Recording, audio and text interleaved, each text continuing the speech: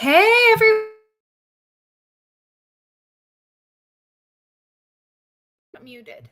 All right. Hey, everyone. If anyone's watching yet, I don't know if you are, but JChains was just here, and then he left to retweet me, and now he's going to be right back, but I got started without him anyway.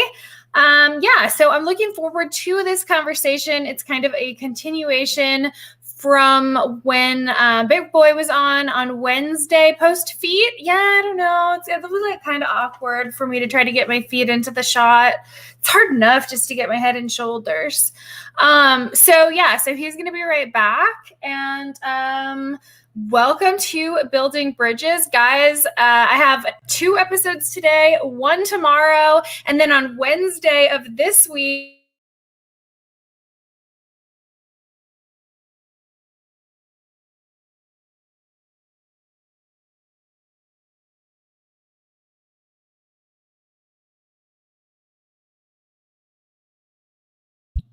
Justin's here, so I'm going to add him. Hey, how's it going?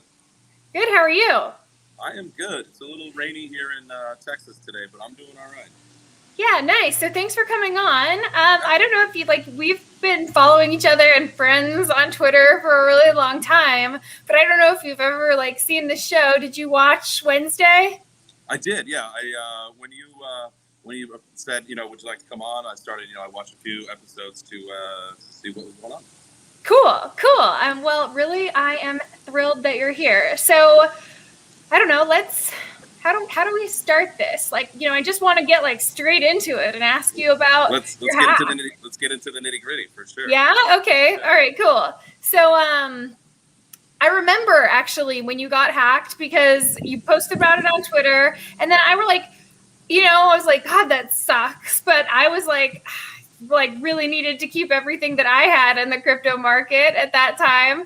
And I remember some people were being really nice and encouraging, and other people were being so rude to you. There are just some people that maybe there's no hope for them, or they just don't have a good bone in their body. But you take it with all a grain of salt, right? Like you said, there were some people that were really, really nice and supportive about the whole issue, and then some that obviously it was my fault. I mean, let's get right into it. So it was around the holiday time. I'm sure everybody had gotten those text messages saying, your package from UPS is being delayed or something like that with a link. And I was like, oh, well, I obviously have a ton of packages in the mail, scheduled to either go to family members as gifts or sending to myself, whatever. And I clicked it, and it was 6 something in the morning. So I hadn't had my coffee yet, and I did some dumb things. You know what's funny is I actually tell that story when I have a new friend who's getting into crypto, and that I'm like, if you click links right now, you have to stop immediately. Yep. Yeah. So I know better. Sorry? And I'm in the crypto space. I know better. I know. Yeah. But it happened. Yeah, no, I use your story as a cautionary tale. I'm very sorry to say, but hopefully it helps some people, right? Absolutely. That's one of the whole learning lessons of this, not only for myself, but, anybody that's in the space or wants to get into cryptocurrency, especially because you control the keys to your financial kingdom, you have to be responsible. Don't click links that you don't know where they came from. Yep, that's super, super important advice. Actually, I have another friend who I specifically told to get a hardware wallet recently because when he told me the size of his portfolio, I was like, no. You have to have, this. And he ended up getting hacked. And luckily, they only got what was on centralized exchanges. And he did have some stuff on DEXs. So, but he now uses a hardware wallet. Yeah, that was one of the first corrective action things that I did was I started putting a lot of things, moving forward from there into cold storage because that was, my hack was huge. I mean, where it was then, I think it was probably about $35,000. No, it was about 30, I think, 27, somewhere between 27 and 35, somewhere like that. I actually don't know the current value of it. That's one of those things that I don't care. Yeah, it would probably eat you up to know that. It's Bitcoin pizza day, right? If I was Laszlo, I wouldn't want to know, although, he knows what that 10,000 Bitcoin's worth at this point, but it was like 1,500 Link. I had the suicide stack of Link, and then it was about 10 ETH. So, I mean, you guys can do the math. Yeah, that's not insignificant at all. Yeah. So, all right. So to like kind of make you whole from that, that's what someone, I think Ski Cat or some anonymous Hex community member had donated some Hex that was a really small amount at the time of the donation, like $350 worth or something. Yeah, and I'm pretty sure. Now, I had seen that text message or the tweet saying that Richard didn't give it to us, but so Ben, BitBoy Crypto, and I, we used to do a podcast called Beards and Bitcoins. Yeah, I watched actually like a bunch of it the other night.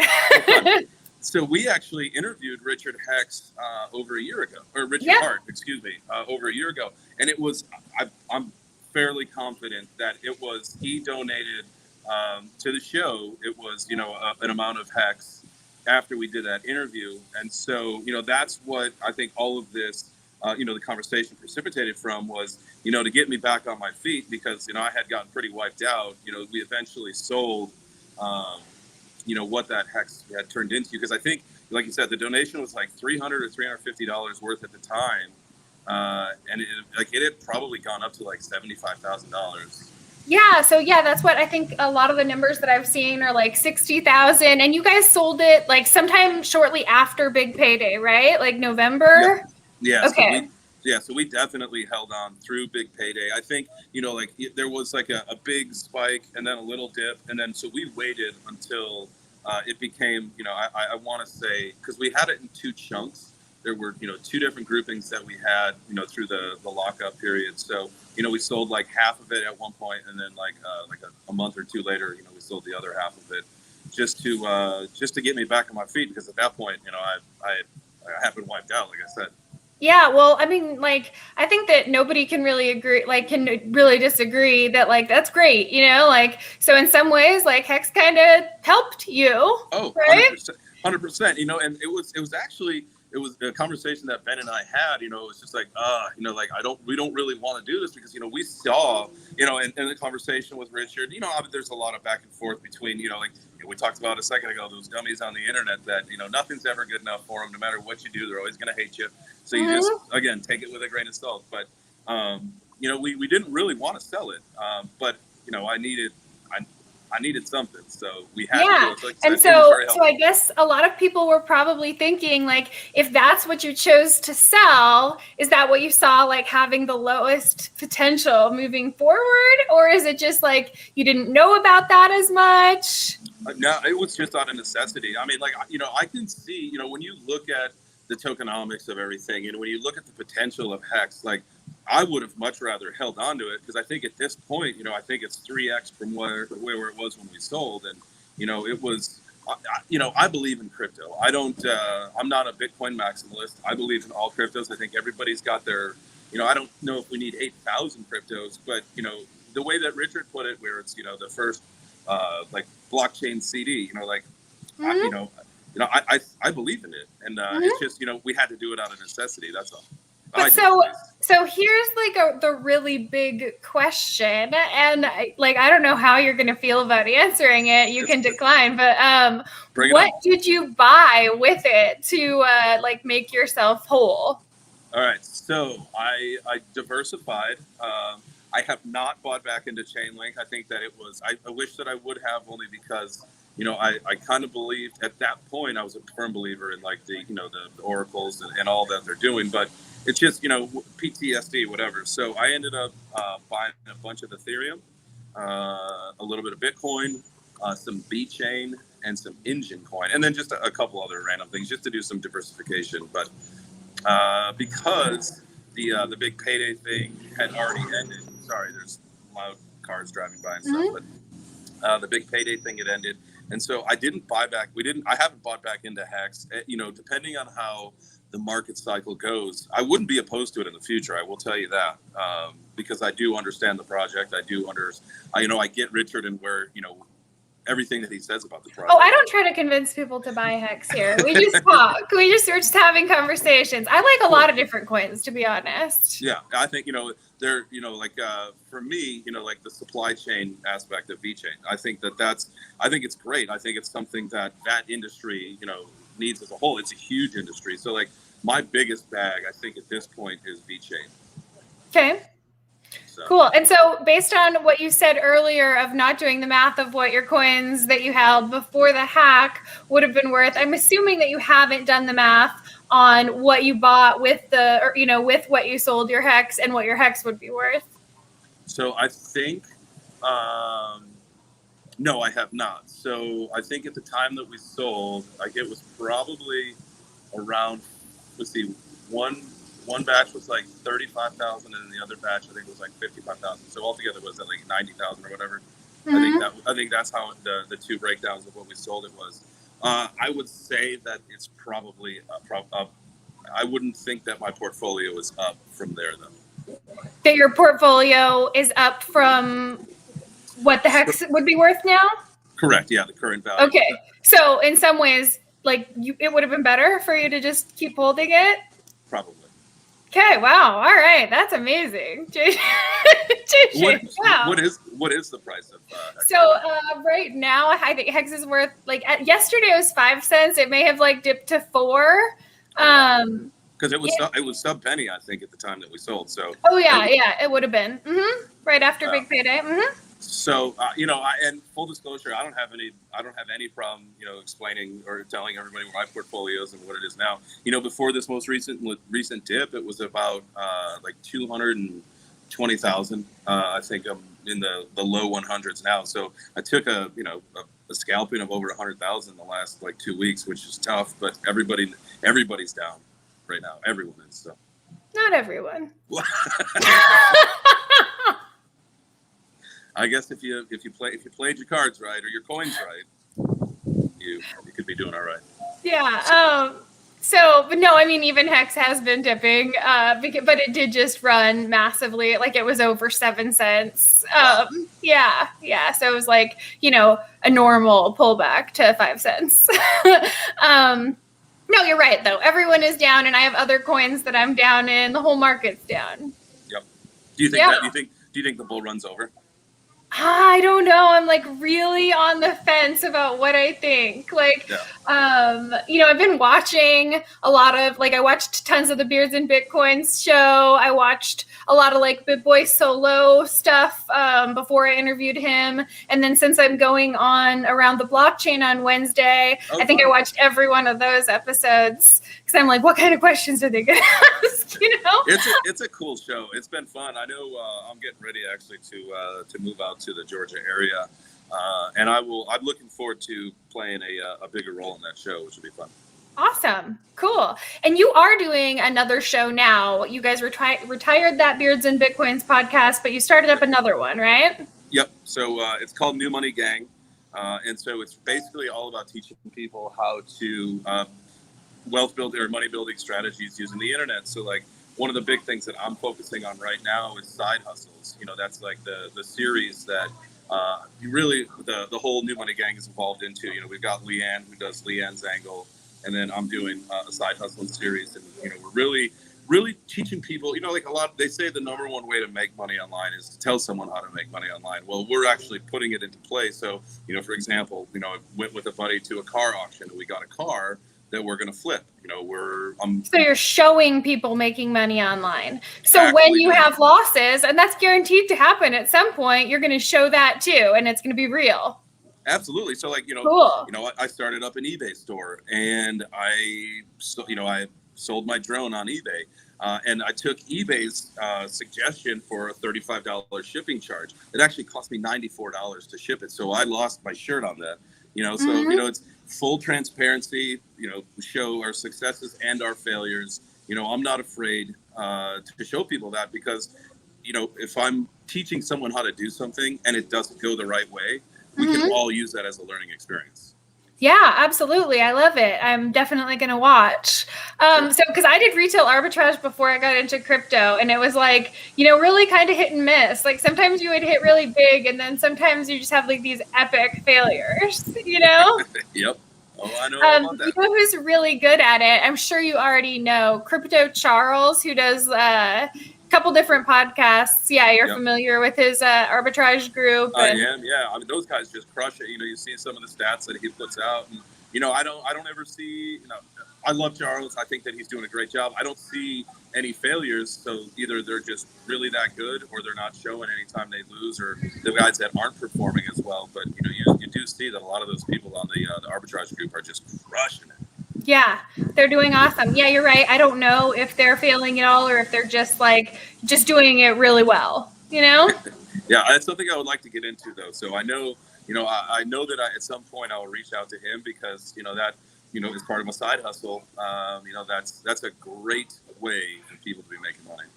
Mm-hmm.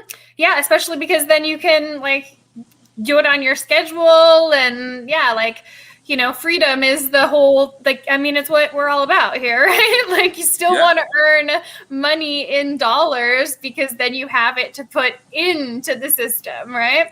Absolutely. And so, it's cool. That's a great point. So, I'm actually starting up, we just started launching, it's part of the Side Hustle series, but it's a $100 to $10,000 challenge that I'm doing with a buddy, Brian. And one of the segments that we'll do is we just actually did our first live stream yesterday. We're going to do live streams every Friday at 2. And one of the segments that we're going to do on there is called Bankroll Management. And that's going to show people exactly where we are, what money we're making on each project, and then how we're going to allocate that, to build our portfolio. So it's like, for instance, if I made 2,000 in a week, what am I going to do with that? Am I going to put 1,000 into crypto, 1,000 into another investment strategy, whether it's the stock market or whatever, or am I going to use, half of it, a quarter of it, whatever, to, get the next thing to flip or to buy in order to start a service? Like, for instance, in this $100 challenge that we're starting, there's a guy that I'm going to buy a motorcycle lift, a hydraulic lift, so that now, because I ride motorcycles, I've been doing it for years. I love all sorts of motorcycles and working on them and stuff. So now what I can do is light mechanic work, oil changes, stuff like that for other people, and start making money. And that would start like a little service business that then I can throw into crypto. And maybe I'll buy some hex. No, there we go. Yeah, there's an idea. So, okay, so a few things. I want to go back to what you asked me. Do I think that the bull market is over? And then I want to ask you the same question, where I'm really on the fence. My Mexican friends, they really, for the most part, they're like, yeah, the bull's over. We're seeing maybe dead cat bounce or a fake pump, fake second pump. And I'm like, yeah, it does kind of look like 2017. There were a lot of, top signals, and not necessarily exactly the same ones, but things where the way that I felt about how people were talking to each other and acting on social media, I was like, that's that's one, just stupid stuff I work in cryptocurrency, so I know how much a lot of people are making right now. And I'm like, sometimes that's not a great, thing. Also, there's a shortage of, knowledgeable people to fill positions, which can be an indicator that the growth needs to slow. But then I've got, some friends who are traders who are saying no, we're on this 10, 11 and, I don't know. What do you think? You said some very, very good things there. I personally think that a lot of this orchestrated FUD is to shake out. Now, what you have to understand is there's a lot more institutional money in the space now, right? And those guys are in it to make money. A lot of us, the retail guys or the folks like us that are in the space, we're in it for different reasons. We've got different beliefs. We believe in crypto and blockchain and all that. Sure, so much that if it's going to go down in price, I want to be able to get more of it. Absolutely. For example, the other day I put a Bitcoin in cold storage. I'm not going to trade anything with it. I'm not going to do anything with it. It's just going to sit there. If this is the end of the bull run for 2020, 2021, so be it. I don't believe it is, though. I think that, you're seeing a lot of that orchestrated FUD come out of China.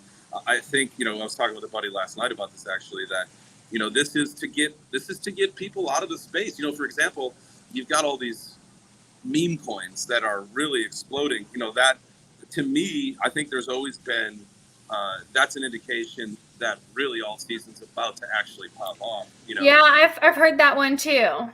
So now, like with all of these different meme coins that have come out, and really a lot of money flowing into them. You're seeing money flow out of Bitcoin, into these crazy named coins. I think, to me personally, this is a sign that alt season is going to hit. I think June, July, and August are going to be wild. I think you're going to see some huge gains, and then it's going to cool down. How long? I'm not sure. I don't know. If you could see a 30-40% drop in one day, like we saw the other day, who really knows, if this is just a shakeout or if this is the end of it, but I don't think it is. Yeah, and I remember like 2017 too, there were several times when like after massive run-ups, things would drop, considerably, and then it would just be like 2 months or a month of just like sideways. And that was another hypothesis that a friend of mine had, that was like, summer, things are opening back up. People are taking profits to travel, and like, things will go back because of the real economic situation that the world is in right now. We will, if it doesn't recover before then, that's what we'll see. I don't know. Right. Yeah. Again, it's such an early stage of crypto and blockchain, right? It started in 2008, 2009. So we're not even, 20 years into it. A lot of the legacy financial systems have a lot of more data to go off of, so it's still pretty young. So no one really knows. I think, everybody's just giving it their best shot, and, everybody's got different opinions of, which way it's going to go and where we're actually at in this cycle. I think there's a lot more room to run. I hope that people don't get fudded out. Don't sell your coins now. Well, most Mexicans can't sell their coins. Well, that's smart. So I think you can lock that up for like 15 years, right? Didn't Ken lock his tokens up for? Yeah, so Ken was given a donation of 1 million hex, which at the time was worth, I think, about $10,000, $10,000 or $15,000.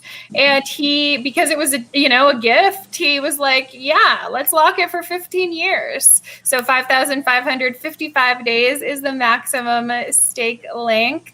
I have a couple of those. One of them is so really early on, when some Mexicans asked me to come take a look at the project because of my research with crypto tribalism, I was like, one of them gave me a small amount of ETH to transform into hex. Mm-hmm. And so I did that, and I locked it for my daughter for 15 years. Oh, that's smart. And so I'm pretty sure that my daughter is never going to be a wage slave. Good. That's, I think that's one of the coolest things. So my wife's pregnant right now, actually.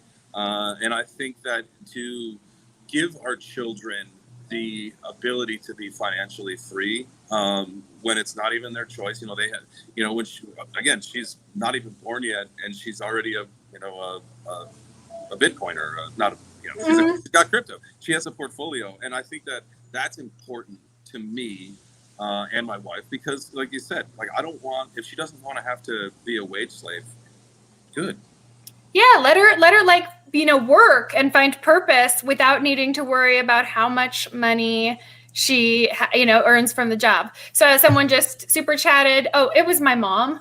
And she said, buy more hex and also theta. My mom's like really big in theta. All right, Mom, I'll buy some theta. Thank you. Get some theta.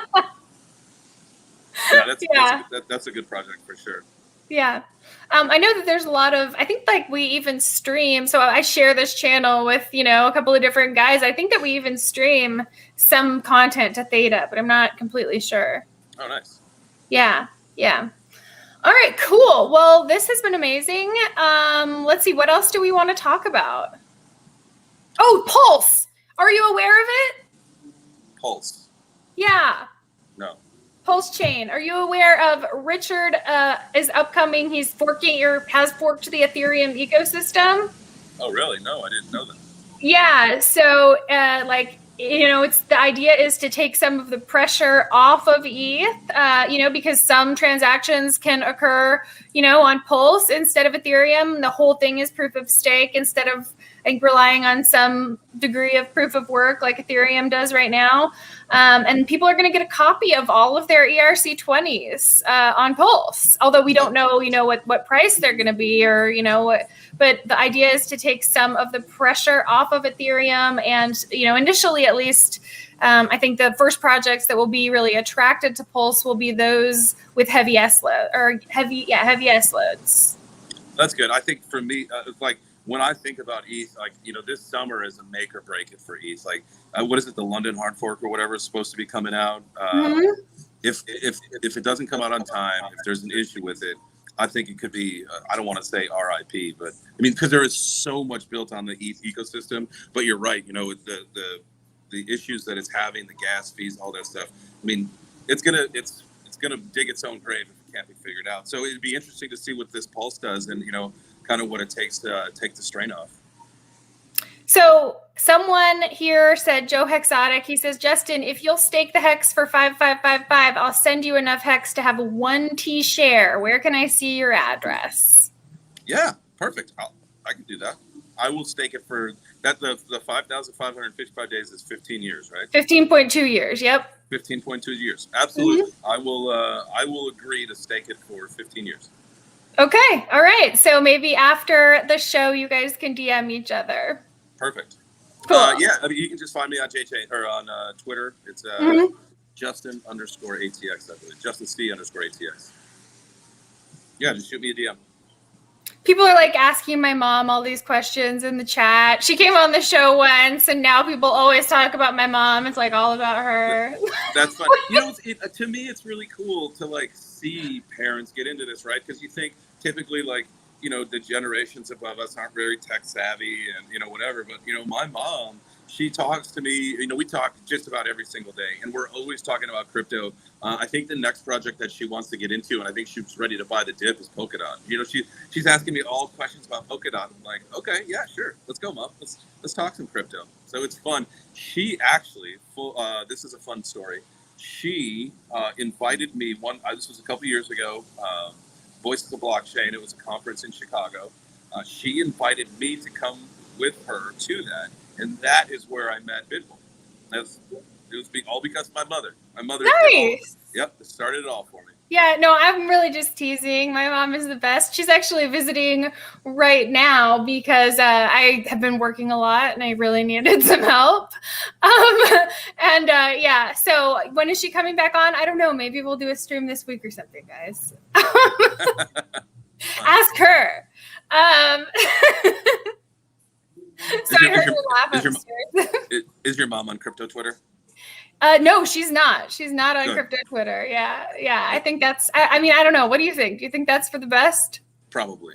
Yeah. It's funny, like, because my mom knows that I'm on Twitter all the time and all this stuff, and so she was gonna get ready to start a Twitter account. She was gonna be like Crypto Grandma or something like this. I'm like, Mom, don't do it. Like, you don't want to be on Twitter. I promise. No, people would love her though.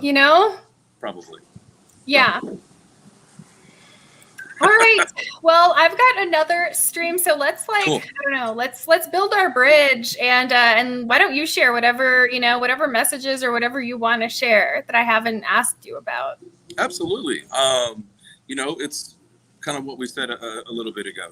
Crypto it's a great industry. It's a great industry to be working in. There is space for everybody. So if you're not happy with what you do in your day job, find your place in the crypto space, because there is so much to be built. There are so many bridges, I mean, metaphorically and literally, so many things that need to be built in this space. So find your passion and something that you love, and turn that, into a blockchain career, because there is so much room for growth and so many places. Don't get married to your bags. Do your own research, buy the dip, all this stupid. Do your own research and trust no one. Trust no one. Yes. That means me, that means you, right? Like no one. Right. If I say to hold and the market dips, it's your own fault for holding, even though I said it. Yeah, especially if you're like strongly inclined to, think something else. So, oh yeah, one more question before we do the bridge. What kind of like, do you have a profit taking strategy right now? Are you like, pulling money off, like just in case we are going into a bear? I do. At this moment, I pretty much rely solely on crypto for everything. Uh-huh. So if I do need to pay something in fiat, I will. I will sell some crypto to do it. I'm trying to keep as much as I can in because I'm one of those firm believers that Bitcoin's going to be 150, 200,000 by the end of the year. And, Ethereum well over 10,000. A lot of these coins, there is so much room to run. So I take profit and I buy things that I need, but I keep everything in crypto. And these hands right here. Diamond hands? Diamond hands. Diamond hands. Yes. Yeah. So, I'm kind of the same. Like I did start taking profits in stable coins, but then like parking the stable coins on like platforms where they're earning interest, Yes. That's the next move that I need to make is to really do some DeFi staking so that I can earn. Yeah, I'm doing some like pretty hardcore nerd DeFi things with stable coins to like maximize yield without having that risk. Yes, that's smart. Maybe we can talk offline about that and see what your strategy is. Yeah, for sure. We should. Okay, so Pulse is this, like I just told you about it. I think that, a lot of people who weren't interested in Hex, I'm hoping will be interested in Pulse because it's like a completely different project. I think there's going to be lots of stuff built on top of it and operating on top of it. It's kind of operating like a side chain. Cool. So I'm really hoping that people who were like, I don't know, just like actually disliked, anybody who liked Hex will like get over it and, that we can all be friends. Absolutely. I will do all of my own research. If I will reach out to Richard and see if he wants to talk about it. And then, I mean, you never know. You may see a post from me that I've gone in on it on Pulse. Well, that would be awesome. So are you part of the Telegram group? Nope, but I can join. t.me/Pulse chain is the group. Okay. Yep. Come join. I will and read all the pinned messages first. Hey, that is, if there's anything that you need to know about Telegram, is that you need to read the pinned messages because people don't do that. And if you've ever been a moderator or an admin in a Telegram channel, answering the same question over and over and over is one of the more obnoxious things. So read the pinned message. I moderate several Telegram groups and I can attest. All right, awesome. So will you build a bridge with me? I will. Oh. Yeah, it's kind of like the opposite. All right, we got a new bridge. Built the new bridge, guys. Oh, for t.me/Pulse chain com. Pulse chain com.